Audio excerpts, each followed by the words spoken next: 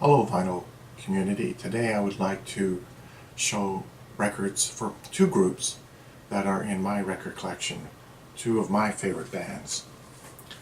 The first band is Japan. The first album came out, I think it was around 1978, Adolescent Sex.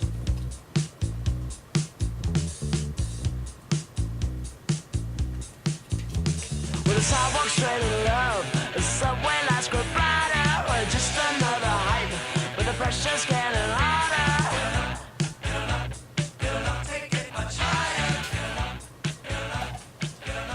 Second album, also 1978, Obscure Alternatives. Regular thoughts come fly.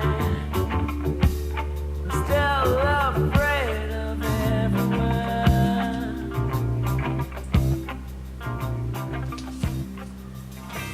Third album, 1979, Quiet Life.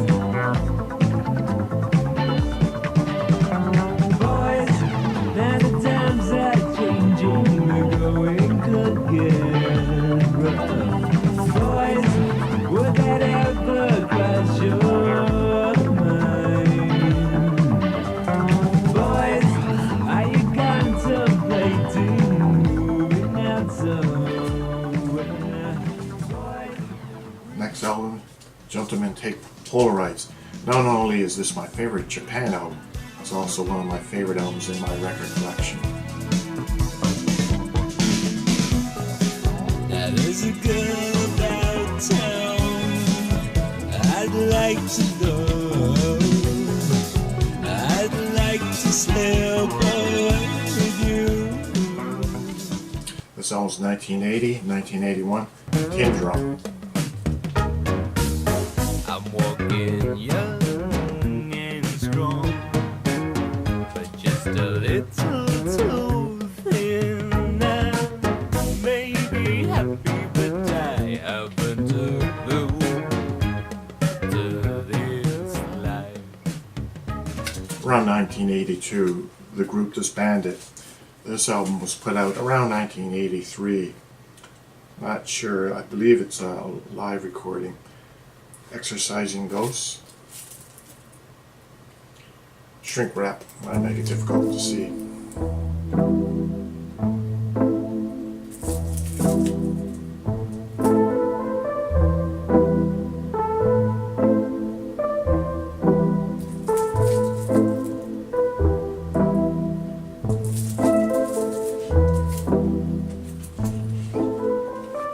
I have a 5-song EP. This one, the one I really like, I Second That Emotion. Maybe you want to give me kisses soon, only for a night of no repeat. Maybe you'll go away and never. Bass player for the band, Nick Karn, passed away in 2011. He had also produced his own albums.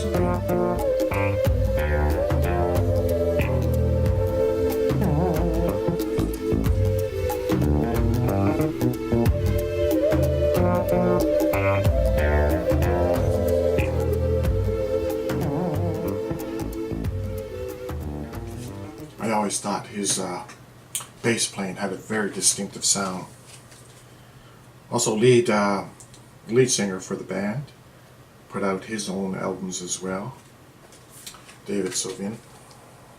With a burning candle, a book of holy fears, throw you up against the wall, bind your hands with strings.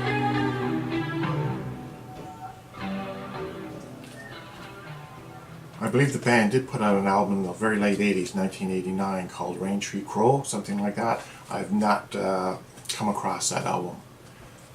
So that's Japan, and in my opinion, they're a very underrated group. I thought they are a fantastic group, great vocalists. Don't know how well they did. I don't know if they ever charted in the United States. I know where I lived in the late 70s and early 80s, the radio station that I listened to played Japan constantly. Every album they put out, at least 3-4 tracks was being played by this radio station. And I think there was even one year where the listeners voted them the group of the year. But I don't know how well they did internationally. I don't think they were really big in the United States. The next group, Bollock Brothers, started putting out albums in the early 80s. As far as I know, they're still going. I know there's a video of their concerts from just less than 2 years ago up on YouTube, so they're probably still around. They put out quite a few records. Many of them are 12-inch singles. This is another group that I really like. Now, this is probably one of their early albums, The Last Supper. White Zombie, Horror of Dracula, This Island Earth, Frankenstein meets Wolfman. The radio station I listened to didn't play very much of these, and the one that they did play quite a bit was Horror Movies, which is on this one.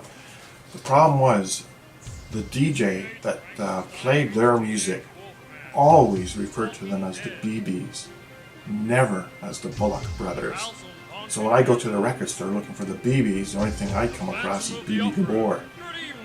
For years, I couldn't figure out who he was referring to. Finally tracked it down and started buying their albums. Bollock Brothers Live.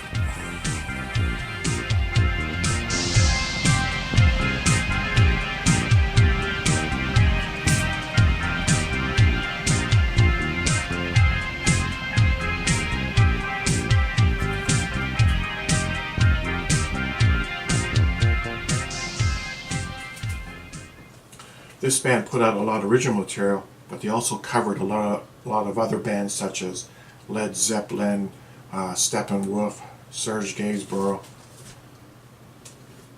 Here's another album, The Four Horsemen. At the toll of midnight, you could hear their cries. The horsemen were approaching, riding through the sky, on a mission of death to claim your soul. On the services of Lucifer, the demons of hell. It happened in Egypt.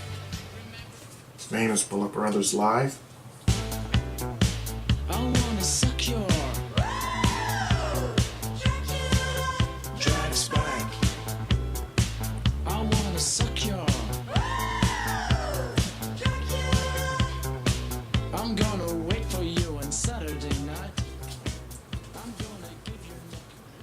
This record is under the group name Red Lipstick, but it is members of the Bollock Brothers. Very distinctive vocals of Jock McDonald. You can recognize his voice. Ceci est l'histoire d'Oscar Wilde. Vous savez Oscar Wilde? Il a écrit le portrait de Dorian Gray. Il était en quête d'une éternelle jeunesse. The people said that Another album. what's happening. You don't know what we've decided. Why don't you come with me, little girl, on a magic carpet ride where you don't know what we've just seen. Why don't you tell your dreams to me? Let fantasy set you free. The Last Will and Testament.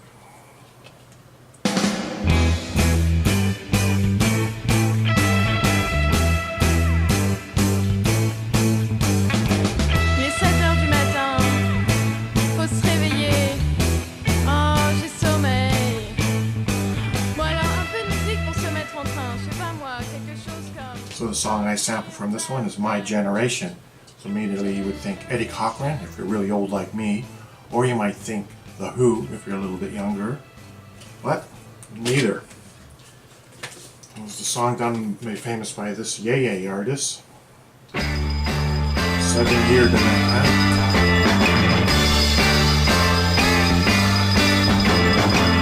Il est 7h du matin, faut se réveiller. Oh, j'ai sommeil. Bon alors, un peu de musique pour se I mettre just en... changed the title. The Bunker. Albert lives back after 20 years on puppet drawings and photographs in collaboration with The slow removal of Vincent van Gogh's left ear.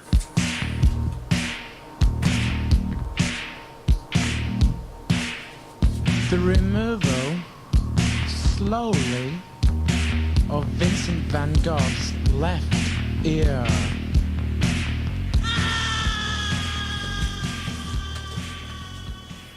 The Prince and the Showgirl. Look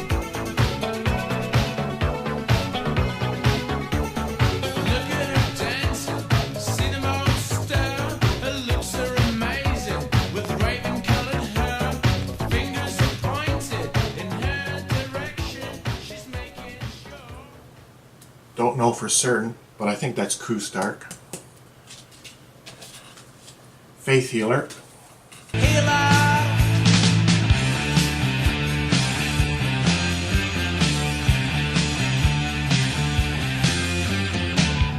All you got to do is feel. Your body's going to start to kneel. Fingertips. I have one by this group that's currently in the mail. Should receive it within the next week, and it is the Dead Sea Scrolls. I've listened to it on YouTube. It sounds fantastic. It's probably going to be one of my favorite albums by that group. Getting back to Japan for just 1 minute, just a very quick story. One, I guess the sound engineer, producer, whatever, of some of the Japan albums was an English gentleman. His name is John Punter. And he also worked with Brian Ferry, Roxy Music, The Reflex, a whole bunch of other bands. Really big in the 80s. And I discovered just a few days ago that he was running a tavern in a community just north of me, a very short drive. So I thought, wow, this is great. I'll go up there and drop in the tavern and try and meet him.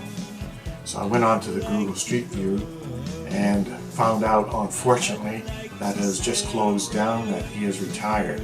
Well, that kind of sucks. There's a video up on YouTube of his tavern, and he's being interviewed, and he was awarded, like, I guess, gold albums for his work on Roxy Music, Brian Ferry, and all that. And none of it was on display in his tavern. He kept it all in a Costco bag in a back room, something like that. Very interesting to track that down and just see. He seemed to be a very modest person, and though I guess in the late 80s, very big in the music industry, that was big behind him, and he would make no mention of it to anyone unless you probably asked him first. You can see that video on YouTube. Anyway, as always, thank you for watching, and have a great day.